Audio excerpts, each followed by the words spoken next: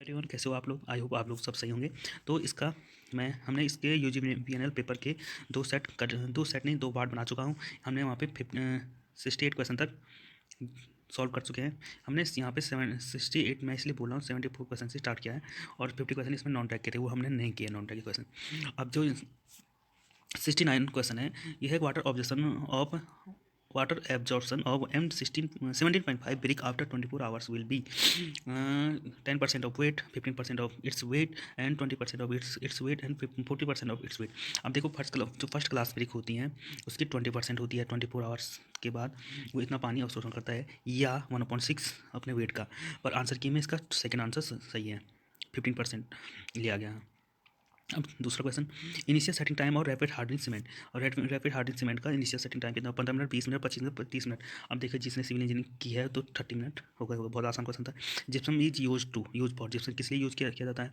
आपको बता दो, एक रिटार्डर होता है और दूसरा होता है आपका एक्सीलेटर। एक्सीलेटर का काम है जल्दी जल्दी सेटिंग टाइम बढ़ाना, और रिटार्डर का काम है सेटिंग टाइम घटाना। अब रिटार्डर के रूप में जिप्सम का यूज़ किया जाता है और एक्सीलेटर के CaCl2 का यूज़ किया जाता है। इसके आपके दो क्वेश्चन बनने, वो मैंने बता चुका हूँ। तो second answer is right answer. अब the soundness test of OPC cement is carried out by apparatus. ये बहुत ज़्यादा पूछा जाता है। इसका option number 4 Le Chatelier apparatus. जैसे साउंड में कोई पक्षी करता है, चटर चटर करता है, तो आवाज़ समझे, साउंड होगी तो चटर चटर होगा, तो क्या होगा? लीड चैटरियर अपेटस यूज़ किया जाता है। इसमें मैग्नीशिया और आयरन की मात्रा का पता लगा जाता है। और जो इसका एक लीड चैटर अपेटस होता है इस टाइप से, तो उसकी जो इन दो छड़ों के पीछे 10 mm से ज़्यादा नहीं होनी चाहिए। जो प्रसार होता है इसमें, एक्सपेंशन होता है जो इस एपेटस में। इसके बाद quick setting cement is generally use for, शीघ्र जमने वाला सीमेंट सामान्यतः प्रयोग किया जाता है। अब देखो, क्विक सेटिंग, वो सेटिंग, इसकी इनिशियल सेटिंग टाइम होती है 5 मिनट।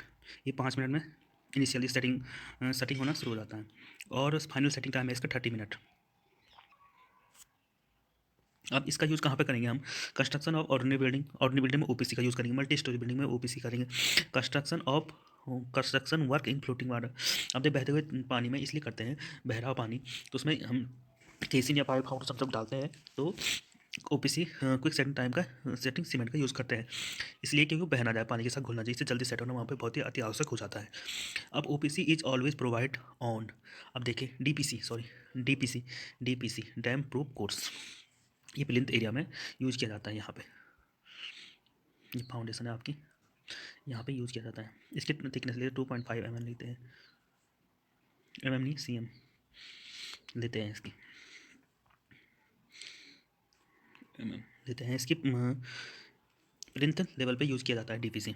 बहुत ही आसान क्वेश्चन है ये भी। अब देख, वाटर रिक्वायरमेंट ऑफ पर पर्सन पर डे अकॉर्डिंग। अब देखिए, 135 लीटर, ये तो सभी को आना चाहिए।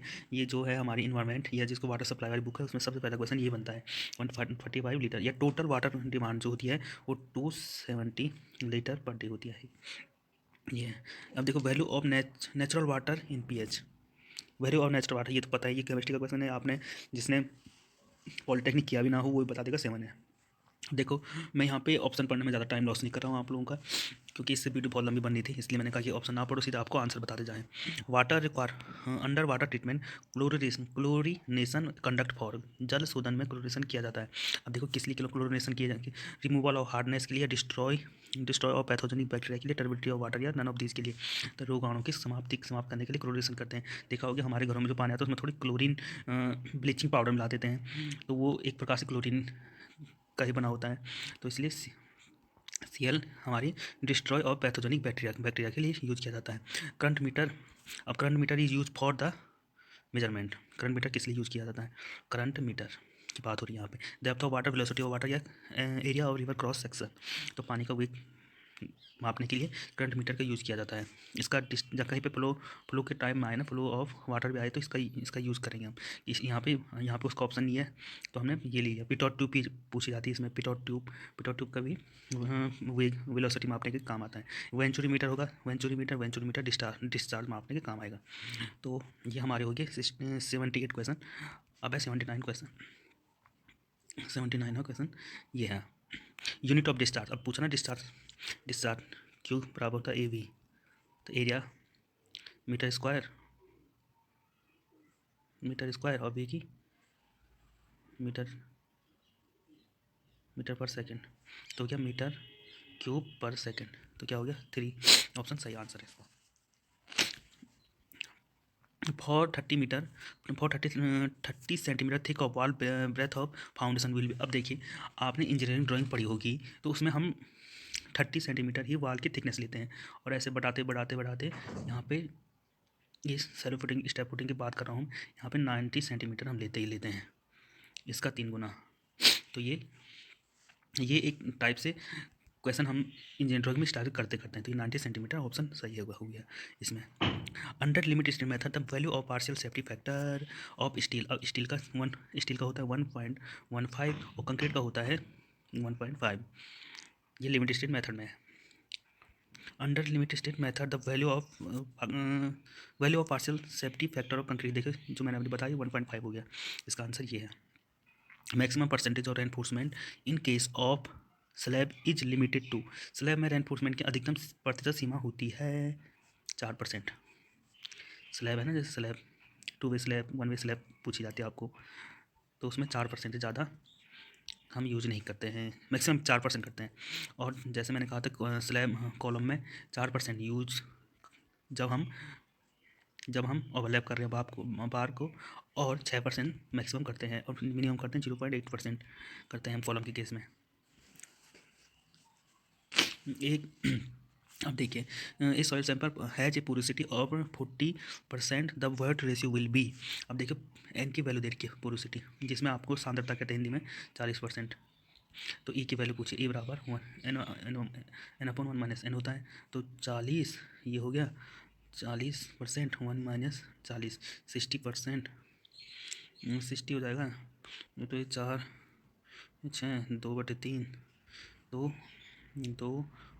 2/3 हो जाएगा 0.18666 ऐसे किस टाइप से, ऑप्शन नंबर 3 ऑप्शन सही हो जाएगा इसका। अब देखिए the ratio of volume of void to the volume of solid, अब देखिए volume of void upon volume of solid, ये होता है वॉइड रेशियो, रिक्तता अनुपात कहते हैं इसको, ई से डिनोट करते हैं। अब volume of void upon total volume होता है सांद्रता, पोरोसिटी एन से डिनोट करते हैं इसको। 1 माइक्रोन इज इक्वल टू, अब देखिए 1 माइक्रोन में होता है, 1 माइक्रोन की बात होती है, म्यू से डिनोट करते हैं 10⁻⁻6 मीटर, -6 मीटर होता है। अब देखिए यहाँ पे मीटर में कोई ऑप्शन है नहीं, तो mm में तो हो जाएगा 1 -mm, 1 मीटर में चेंज करने के mm में चेंज कर लिए 1000 से मल्टीप्लाई करोगे ना यहाँ पे, तो 10⁻³ हो जाएगा सही answer. Size of clay according to Indian standard, भारतीय मानक के अनुसार चिकनी मिट्टी का आकार होता है, आपको सबसे पता है, सबसे मिनिमम इसी का होता है 0.002 mm से कम होता है। आप कमेंट करके बताने के और होगा क्या क्या होता है।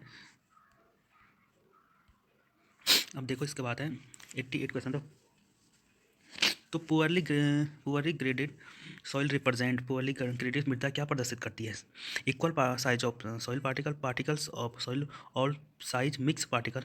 अब देखिए पुअरली ग्रेडेड मतलब ग्रेडिंग ऑफ सॉइल, आपने सुना होगा, जब ग्रेडिंग ऑफ कंक्रीट भी होता है, तो उसके लिए जैसे एक छोटा पार्टिकल एक छोटा पार्टिकल, तो ये यूनिफॉर्मली ग्रेडेड होता है।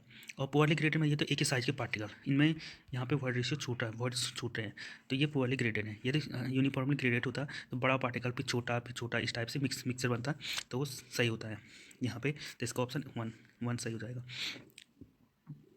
देखो the weight of water is 2.16 gram and weight of dry soil is इतने gram, when water content will be, जैसे आपको फॉर्मूला पता है, वेट ऑफ ड्राई सॉइल का होता है वेट अपॉन 1 - W।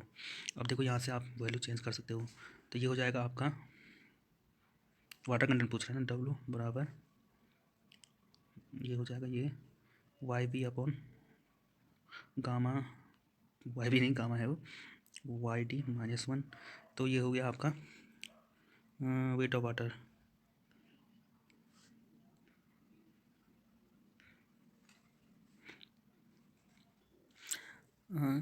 स्टूडेंट ये बहुत ही सरल क्वेश्चन है, वेट इसमें वाटर कंटेंट पूछ रहा है, मैं दूसरे फॉर्मूला बता चुका हूँ आपको, तो उससे नहीं आएगा ये सरल wait of water upon weight of dry soil, ये वाला फॉर्मूला है, तो ये हो जाएगा 2.16 अपॉन 27.63 ये हो जाएगा आपका, ये 0.78 कुछ आएगा और 100 से मल्टीप्लाई करने के बाद 1.78% आ जाएगा। सी आंसर इसका सही है। ये बहुत ही सरल था पर मैंने डिफिकल्ट बना दिया आप लोगों के लिए, सॉरी इसके लिए। मुझे लगा दूसरा टाइप का क्वेश्चन है। अब देखिए 9वां क्वेश्चन है, जो plate load test is carried out for, किसके लिए होता है? बेयरिंग कैपेसिटी के लिए होता है। आपको सारे टेस्ट याद होना चाहिए। तो स्टैंडर्ड प्रोडक्ट टेस्ट, अब ये शुष्क घनत्व निकालने के लिए काम आता है स्टैंडर्ड प्रोडक्ट टेस्ट। ये बल्क डेंसिटी, सैचुरेटेड डेंसिटी, ये सब कुछ नहीं है, ये याद होना चाहिए आपको। अब ये बल्क डेंसिटी ऑफ सॉइल इतना, वाटर कंटेंट इतना, ड्राई डेंसिटी। अब ये जो मैं बोल रहा था ये है वो क्वेश्चन, जो मैं कह रहा था, mu D upon gamma B, gamma D upon gamma B 1 - mu. आप ये वाला फॉर्मूला ट्राई करना, तो ये 1.55 इतना आएगा।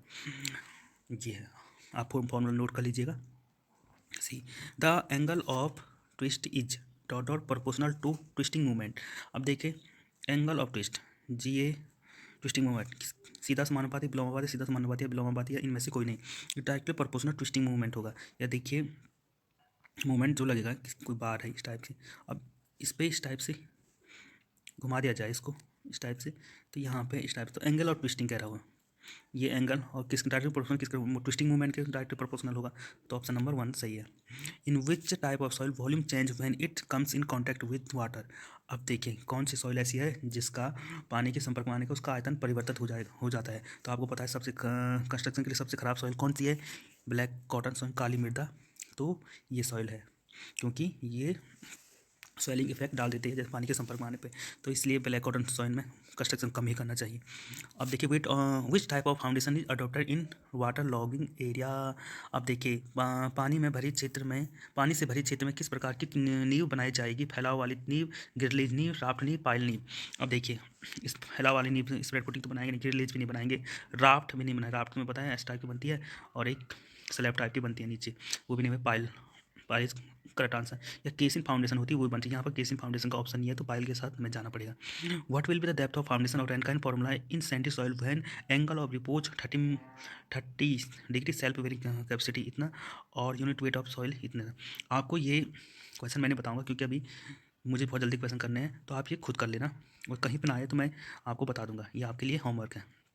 अब है दूसरा क्वेश्चन 97 है, the ratio of equivalent length of column state to minimum radius of gradation is called. अब देखिए कॉलम के स्टेट की समतुल्य लंबाई L अपॉन R का रेशियो क्या होता है?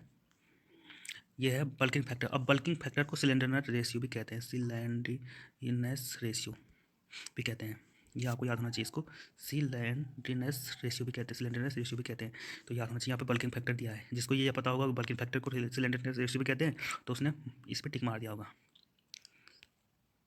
अब देखिए which type of stone joint will be suitable on slope to prevent the movement of one stone over the other. अब देखिए ढलान पर एक पत्थर को दूसरे पत्थर पर सरकने से रोकने के लिए किस प्रकार के पत्थर का जोड़ प्रयुक्त होता है? क्रैम नहीं होता, बट नहीं होता, लैप जॉइंट, प्लग जॉइंट। तो लैप में प्लग जॉइंट भी होता है, प्लग भी होता है, पर लैप यहाँ पे सही है, लैप में से होता है, इस टाइप के जोड़ दिया जाते हैं। और बट जॉइंट पे है, तो इस टाइप से जोड़ बना दिया एक पत्थर का, एक यहाँ पे ये भी पत्थर है, एक पत्थर ये है, एक पत्थर ये है, इस टाइप से, तो यहाँ पे जोड़ बनेगा, ये होगा लैप जॉइंट, यहाँ पे यूज़ किया जाता है। आंसर की में भी ये सही है। विच type of bond can be made for 10 cm in thick वाल। अब देखिए 10 सेंटीमीटर थिक वाल के लिए किस टाइप का बॉन्ड? फ्लेमिश बॉन्ड तो आपको पता है, यहाँ पे सुंदरता के लिए इंग्लिश बॉन्ड नॉर्मली यूज़ करते हैं, पर उसकी लंबाई आपको पता है मिनिमम कितनी होती है, मिनिमम कितनी होती है आपको पता ही है। तो यहाँ पे स्ट्रक्चर बॉन्ड, स्ट्रेचिंग बॉन्ड इस टाइप से बॉन्ड होता है। अब देखिए जैसे मैं इसको बनाऊँ तो इसकी ये हो जाएगा आपके 10 सेंटीमीटर, ये 20 सेंटीमीटर हो जाएगी।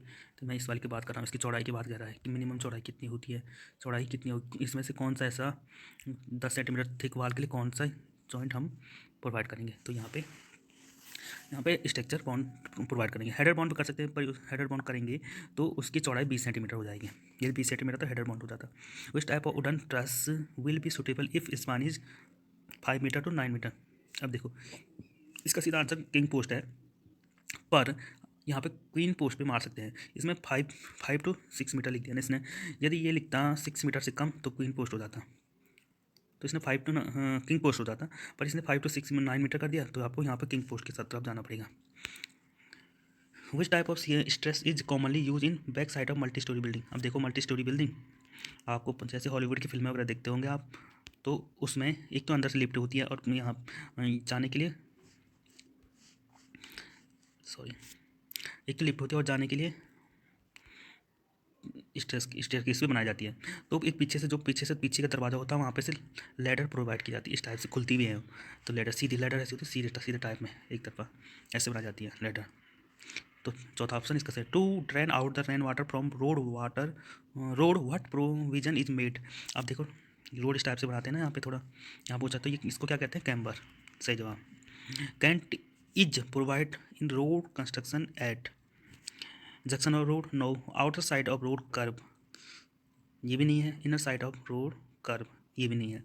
अब देखो कैंट कैंट से आप ये समझ सकते हैं, कैंट एक समझ लो कि सुपर एलिवेशन टाइप से है, इनमें से कोई नहीं, ये सही ऑप्शन होगा, क्योंकि हम प्रोवाइड नहीं करते ना जंक्शन रोड, एक रोड जंक्शन पे भी नहीं करते हैं, जंक्शन पे तो हम कंस्ट्रक्शन जॉइंट या एक्सपेंशन कॉन्ट्रक्शन या एक्सपेंशन जॉइंट प्रोवाइड करेंगे। Outer side of road curve, अब देखो रोड कर्व के आउटसाइड साइड में भी नहीं करते हैं। और सुपर एलिवेशन कब प्रोवाइड करते हैं, एक रोड जब एक मतलब एक के ऊपर दूसरी रोड जा रही हो, यहाँ पर जो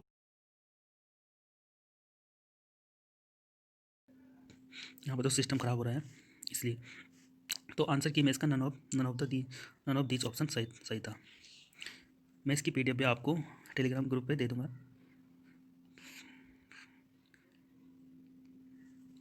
ये है सुपर एलिवेशन, हम वैसे कर्व पे प्रोवाइड करते हैं, यहाँ पे हम कर्व के बाहर साइड हम थोड़ा ऊंचा रखते हैं, अंदर को कम रखते हैं, इसलिए करते हैं कि यहाँ पे सेंट्रीफ्यूगल फोर्स सही से बन जाए।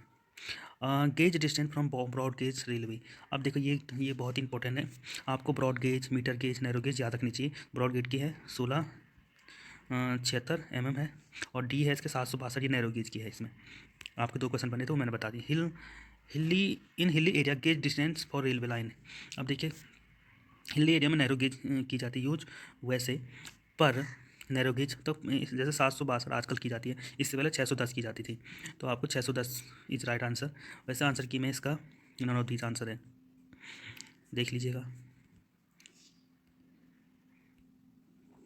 देखिए in hydration process of cement which component is responsible for initial time. अब देखिए इनिशियल टाइम के लिए C3A होता है, क्योंकि इसमें A है एल्यूमिना, एल्यूमिना है, तो एल्यूमिना इसमें क्या करती है, सेटिंग टाइम, शुरू में सेटिंग टाइम देती है, और इसमें एक प्लास्टिसिटी का गुण भी कौन देती है, सीमेंट में एल्यूमिना ही देती है शुरू में। तो ये ऑप्शन सही। बाद की स्ट्रेंथ जो लेटेस्ट 7 डेज की बाद की स्ट्रेंथ देती है C2S देती है, और सबसे पहले स्ट्रेंथ देती है C3S पहला वाला, तो option number 2। Which component is responsible long duration strength, देखिए जो मैंने अभी बताया वो C2S, और सबसे पहले C3S देता है strength. According to IS 456/2000 which is the maximum grade of concrete. अब देखिए इसमें से देखिए, इसमें तो मैक्सिमम ग्रेड M60 तक यूज़ करते हैं हम लोग, तब देखिए यहाँ पे सबसे मैक्सिमम कौन सा है, M30। तो M50 grade concrete will be, अब देखो इसका रेशियो देखो, रेशियो क्या होता है, M30 ग्रेड का अनुपात होता है 1:4 होता है, मैं पहले बता रहा हूँ। M5 से स्टार्ट करते हैं हम लोग, M10, M50, ये याद होना बहुत है, M20 का होता है 1, 1.5, 3, और M50 का होता है 1:2, 4, और इसका होता है 1, 1, 3, 6, और इसका 1, 4, 8। M5 का strength of concrete after 1 year age compare to 28 days. अब देखिए 28 डेज की स्ट्रेंथ हमारी हो जाती है लगभग 95% लेते हैं, और 1 ईयर में उसके 100% करके मान लो, तो ये हो जाएगी, पहला ऑप्शन सही है, 10 से 15% बढ़ जाती है। अब देखिए कोई 28 डेज की किसी बुक में 95 होगी, तो किसी में 97 होगी, देख लीजिए, पर 28 डेज में सबसे ज़्यादा होती है, उसके बाद कम करके बढ़ती जाती है ना strength. The water cement ratio is more than strength of concrete is, यदि देखिए 0.4% तक तो हम वाटर सीमेंट रेशियो रखते हैं। अब हम वाटर सीमेंट रेशियो को जैसे जैसे बढ़ाते जाएं, तो जब हम उसमें ज़्यादा पानी डालेंगे, सोचने वाली बात है, तो स्ट्रेंथ कम होगी, वर्कबिलिटी ज़्यादा बढ़ती जाएगी। तो एक लिमिट 0.4% से ज़्यादा वाटर सीमेंट रखने पर स्ट्रेंथ कम होती जाती है। Option number 2 is right answer. Sorry, कौन सा था, अच्छा रिड्यूज। तो volume of one bag option, अब देखिए वॉल्यूम ऑप्शन नंबर 3, 50 kg का सीमेंट का बैग यूज़ करते हैं हम। वॉल्यूम कितना होता है इसका, 0.0345 मीटर क्यूब। ये याद रखने वाली बात है। इसकी डेंसिटी भी पूछ लेता है। Recommendation of slump value for mass concrete. अब देखो मास कंक्रीट के लिए कह रहा है, बड़ी स्ट्रक्चर के लिए 25 से 27 डिग्री mm तक होता है। स्लम टेस्ट बताया था मैंने आपको, इस वर्कबिलिटी के लिए किया जाता है। अब देखिए the modular ratio of will be. अब देखिए मॉडुलर रेशियो एम से, स्मॉल एम से डिनोट करते हैं, ई एस अपॉन ई सी होता है फॉर्मूला इसका। और एक दूसरा फॉर्मूला था 280/3 सिग्मा सी बी सी भी होता है। तो option number 2 is right answer. 114 हमने क्वेश्चन यहाँ पे कर चुके हैं। मैं सोच रहा हूँ इस वीडियो में आपके सारे क्वेश्चन कर दूँ। The ratio, the value of modular ratio according to strength. अब देखिए यहाँ पे हिंदी वालों के लिए तो क्वेश्चन दिख नहीं रहा है भाई। तो the ratio of modular ratio, the value of modular ratio according to strength of concrete grade lies between. अब देखो मॉडुलर रेशियो की वैल्यू कहाँ से कहाँ लाइज करती है, 7 से 31 है वैसे, 7 से 29 तक तो न, 7 से 30 है, तो यहाँ पे ऑप्शन 7 से 31 सही ऑप्शन है। The for 30 metre diameter, 30 mm diameter steel bar of 1 metre length actually loaded by इतना इलोंगेशन विल बी। अब देखिए इसका डाया है 30 सेंटीमीटर, 30 mm सॉरी, और लेंथ है 1 मीटर, और लोड लग रखा है इस पर P 7500 न्यूटन। इलोंगेशन का फॉर्मूला आपको पता ही होगा, DL/PA/PL/AE। अब देखिए इसका सॉल्यूशन जैसे आप करोगे, मैंने फॉर्मूला बता चुका, आप कर लेना सॉल्यूशन। यहाँ पे मैं कर नहीं पा रहा हूँ क्योंकि स्क्रीन साइज तो कम हो रहा है। PL/A होगा, तो P देर का है 7500 न्यूटन, और L देर का 1 मीटर, 1000 कर देना है इसको, mm में चेंज करना है। तो E 2.10⁻⁵ होता है E की वैल्यू, ये याद होनी चाहिए आपको। और A कैसे निकालो, π/4, D देर का इसमें 30 का स्क्वायर, इससे निकल जाएगा। तो आपका जो सही ऑप्शन आएगा वो आपका 3 ऑप्शन सही हो जाएगा। Density of pure water. अब प्योर वाटर की डेंसिटी आपको पूछी गई 1000 पूछते हैं, पर इसमें ग्राम में देखिए 1 ग्राम पर सेंटीमीटर स्क्वायर क्यूब, सॉरी ये है। जहाँ पर डेंसिटी ये आ गया तो 1 से 1000 ये मान के चलना, बस याद रखना है। याद नहीं, ये कॉमन सेंस है, वैसे होना चाहिए सबको याद। The liquid flow is layer then flow is called as. अब देखिए जब कोई लिक्विड फ्लो लेयर के फॉर्म में हो रहा है लिक्विड फ्लो, तो उसको क्या कहते हैं, हम लेमिनार फ्लो कहते हैं। पर यहाँ लेमिनार का तो ऑप्शन है ही नहीं, तो यहाँ पर नन ऑफ दीज के साथ जाएंगे हम लोग।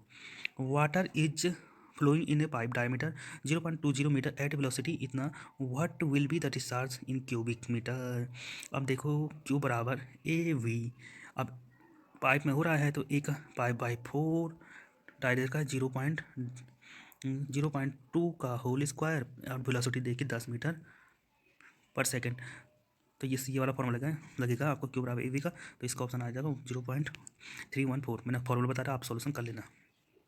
If value of Reynold number 2000 से 4000 के बीच होती, क्या होता है इसमें। अब देखिए 2000 से कम होता है तो लेमिनार होता है, 4000 से ज़्यादा होता है तो टर्बुलेंट हो जाता है, और अनसर्टेन अनिश्चित प्रवाह होता है इसमें, ट्रांजिट फ्लो भी कहते हैं जिसमें। ये हो जाएगा 2000 से 4000 के बीच, option number 3 is right answer, अनिश्चित प्रवाह। Types of flow in a open channel. अब देखो ओपन चैनल जैसे हमारे घरों में नाली होती है, वो भी एक ओपन चैनल का उदाहरण हो सकता है कि वो छोटा है, वो छोटे लेवल पे है। तब देखो किस टाइप से फ्लो होता है, हम इसमें प्रेशर वगैरह तो फ्लो लगाते नहीं, ग्रेविटी के थ्रू चलता है, उसमें एक प्रकार की ढाल दी जाती है, तो ग्रेविटेशनल फ्लो के अंडर वो काम करता है। गुरुत्व प्रभाव भी कहते हैं उसको। The unit of stress in SI unit. अब देखो यूनिट ऑफ स्ट्रेस, अब देखो सिग्मा से करते P/A, P की न्यूटन होगी, और मीटर की एरिया की मीटर स्क्वायर, तो न्यूटन पर मीटर स्क्वायर होती है, ये तो होती है। अब देखो मेगा न्यूटन पर मीटर स्क्वायर भी होती है, किलो न्यूटन पर मीटर स्क्वायर भी होती है, किलो न्यूटन को हम ये नाम है, तो ऑल ऑफ दीज हो जाएगा, सभी आंसर सभी सही है इसमें से। The ratio of lateral strain to linear strain. अब देखिए ये पॉइजन रेशियो है, इसका आंसर सही, इसका ऑप्शन हो गया Poisson ratio is right answer. अब देखो पॉइजन रेशियो को म्यू से डिनोट करते हैं, रेशियो ऑफ लेटरल और लॉन्गिट्यूडनल, इसमें लीनियर दे दिया इसने। लॉन्गिट्यूडनल का जो स्ट्रेन है उसका जो रेशियो था वो पॉइजन रेशियो था, इसकी वैल्यू 0 से 0.5 तक लेते हैं। इंजीनियरिंग मटेरियल के 0.3 होती है इसकी, 35 इसकी value. Moment of inertia of rectangular section, ये बहुत बार पूछा जाता है रेक्टेंगुलर सेक्शन का। बी डी क्यूब अपन 12, याद रखना है, बहुत ही सरल आंसर था ये। इसमें आपको ट्रायंगुलर सेक्शन का पूछ सकता है, सर्कुलर सेक्शन का पूछ सकता है। एक continuous beam is one which has, अब देखो कॉन्टिन्यूस बीम क्या होती है, जिसमें एक से ज़्यादा, जैसे ये इस टाइप की कॉन्टिन्यूस बीम, तो more than two support, more than two, दो से अधिक आलम्ब हो तो वो कॉन्टिन्यूस बीम होगी। 10 एक सतत धरन होती है कॉन्टिन्यूस बीम। जैसे सिंपली सपोर्ट हो तो यहाँ पे 2 सपोर्ट होंगे। कैंटिलीवर है तो एक वन एंड फिक्स, दूसरा फ्री होगा। बेंडिंग इक्वेशन, अब देखो bending equation M upon I F upon Y E upon I, M upon I F upon F के मतलब सिग्मा भी लेते हैं, वाई और ई अपॉन आर, ये बेंडिंग इक्वेशन। ये बहुत ही सरल क्वेश्चन पेपर है, आपको देखते हैं आंसर आ रहे हैं। अब देखो section modulus of solid circular section, अब देखो ये है pi D cube upon Z, Z को ये कहते हैं आई अपॉन वाई बार से, वाई बार सेक्शन मॉडुलस होता है। तो आई कितना होता है सर्कुलर सेक्शन का, आई होता है आपका सर्कुलर सेक्शन का pi by 64 D moment of inertia D की पावर 4 अपॉन जेड, मैं यहीं पे निकाल रहा हूँ जेड, और वाई होता है आपका डी वाई 2 कर दो, ये हो जाएगा 32 32 में 32, और डी से डी कट गया, तो option number 3 is right answer.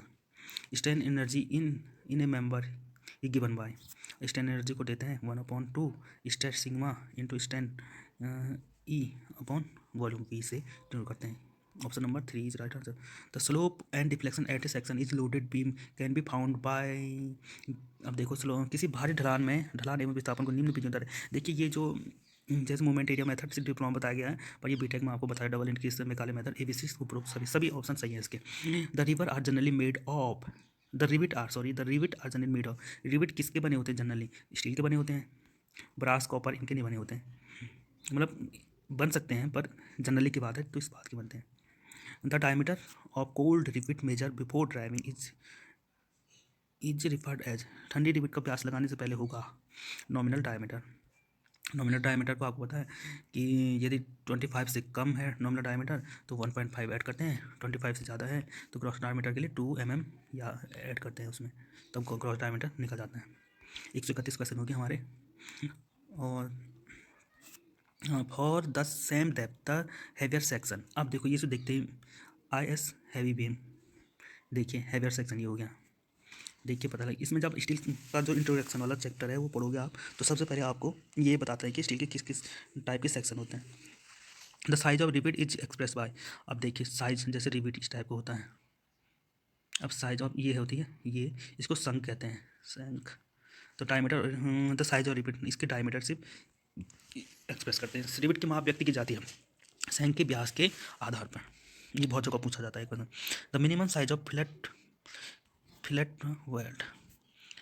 Weld की न्यूनतम माप है 3 mm फिलेट वेल्ड, इस टाइप से जब कुछ सेक्शन हो तो यहाँ पे हम यूज़ की जाती है। The effective through out the thickness of 6 mm size the fillet weld angle is इतना द फ्यूजन फेस ऑफ, अब देखिए इसका सही आंसर तो मैं बता दूँ आपको, यहाँ पे मैं सॉल्यूशन नहीं कर रहा हूँ, आपको 135 क्वेश्चन कमेंट में करके बताना है मुझे।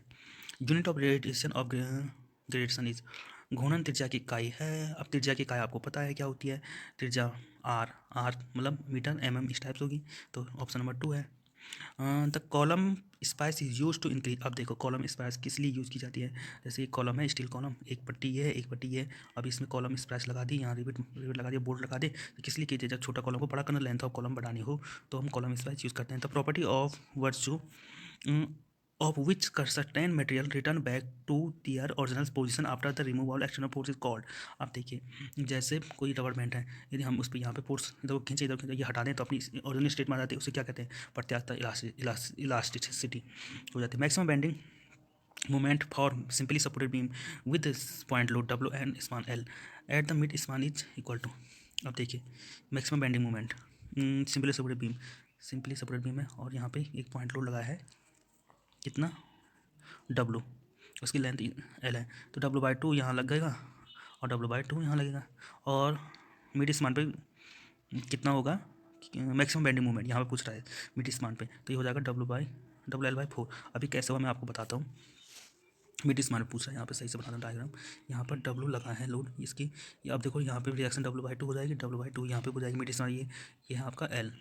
अब देखिए बेंडिंग मोमेंट पूछ रहा है, मीटर मान पे, यहाँ पे सी मान देता हूँ मैं। तो बेंडिंग मोमेंट सी पे कितना होगा, बी एम सी, यहाँ पे तो लिख नहीं पा रहा हूँ मैं सही से। तो ये हो जाएगा W/2 इंटू L/2 माइनस, यहाँ पर कोई और लोड नहीं है, तो ये होगा WL/4 हो गया ना। Option number 3 is right answer. ये the centre of gravity of semi circular of radius 10 centimetre lies at the following distance above the base of the centre of gravity. Option number C है इसका।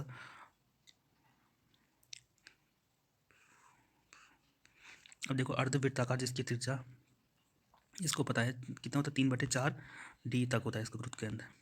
तो आप solution कर लेना इसका, तो ये हो जाएगा 3 इज राइट आंसर। 4.24 है इसका।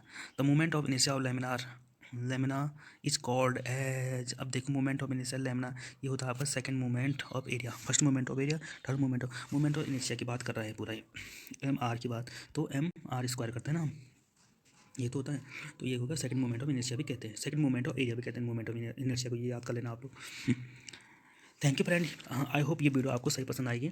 तो मैंने इसमें यहाँ पे आपके 60 क्वेश्चन तक कर दिए थे, उसमें तो 140 क्वेश्चन थे यहाँ पे सॉल्यूशन कर दिए, और ये सारे सॉल्यूशन मैं आपको कल दूसरी वीडियो में बता दूंगा। अब एक ही वीडियो बनाऊंगा इसकी, ये कम से कम 30-40 मिनट होगी, बहुत लंबी वीडियो हो रही है, तो मैं यहीं पे छोड़ा हूँ। प्लीज़ आपको ये वीडियो पूरी देखनी है, और कहीं पर डाउट हो तो कमेंट कर लीजिए, हमारे टेलीग्राम चैनल पर जुड़ जाना आप लोग, PC स्टडी नाम से। और थैंक यू सो मच।